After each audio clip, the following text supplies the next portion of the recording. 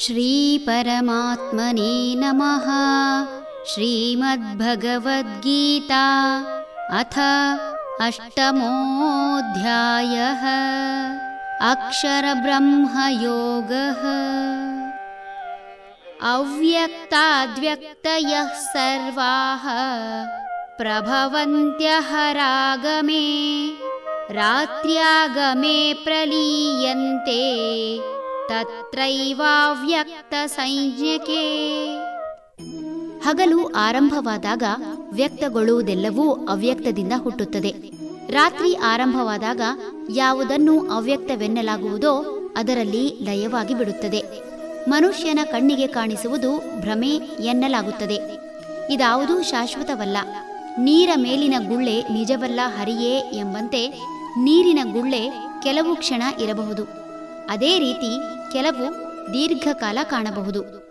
ಮಳೆಗಾಲದ ಆರಂಭದ ದಿನಗಳಲ್ಲಿ ಮೋಡಗಳು ಸೃಷ್ಟಿಸುವ ಚಿತ್ತಾರ ನೋಡುತ್ತಲೇ ಇರಬೇಕೆಂಬುವಷ್ಟು ಸುಂದರವಾಗಿದ್ದರೂ ಕೆಲ ಕ್ಷಣಗಳಲ್ಲಿ ಬದಲಾಗಿ ಅದನ್ನು ನೋಡಿ ಇತರರಿಗೆ ತೋರಿಸುವ ಆಸಕ್ತಿ ಇರುವ ಮನುಷ್ಯ ಅದರ ವರ್ಣನೆ ಮಾಡುತ್ತಿದ್ದರೆ ಆತನೇ ಮುಜುಗರಕ್ಕೆ ಒಳಗಾಗಬೇಕಾಗುತ್ತದೆ.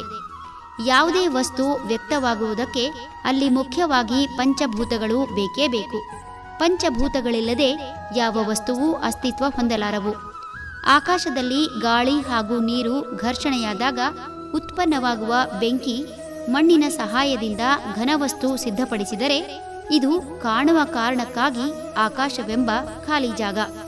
ಈ ಪಂಚಭೂತಗಳು ಸಕಲ ಚರಾಚರದ ಒಳಗೂ ಹೊರಗೂ ಇರುತ್ತವೆ. ಯಾವುದೇ ವಸ್ತು ಅಥವಾ ಪ್ರಾಣಿ ಕಣ್ಣಿಗೆ ಕಾಣದಿರುವುದಕ್ಕೆ ಮುಖ್ಯ ಕಾರಣವೇ ಕತ್ತಲು.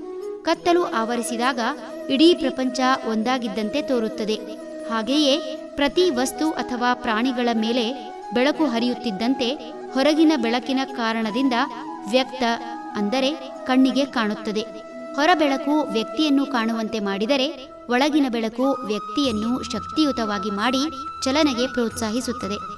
ಕಣ್ಣು ಮುಚ್ಚಿದಾಗ ಹಾಗೂ ಕಣ್ಣು ತೆರೆದಾಗ ಆಗುವ ಅನುಭವವನ್ನು ಗಮನಿಸಿದರೆ ಸಾಕು.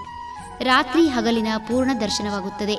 ಕಣ್ಣು ಮುಚ್ಚಿದಾಗ ದೇಹ ಕೂಡ ಈ ಬ್ರಹ್ಮಾಂಡದಲ್ಲಿ ಏಕವಾಗಿರುವ ಅನುಭವ ಬಂದರೆ, ಕಣ್ಣು ಬಿಟ್ಟಾಗ ಎಲ್ಲವೂ ಬೇರೆ ಬೇರೆ ಎನಿಸುವುದು ಸಹಜ. ಹರಿ ಓಂ ತತ್ಸತ್.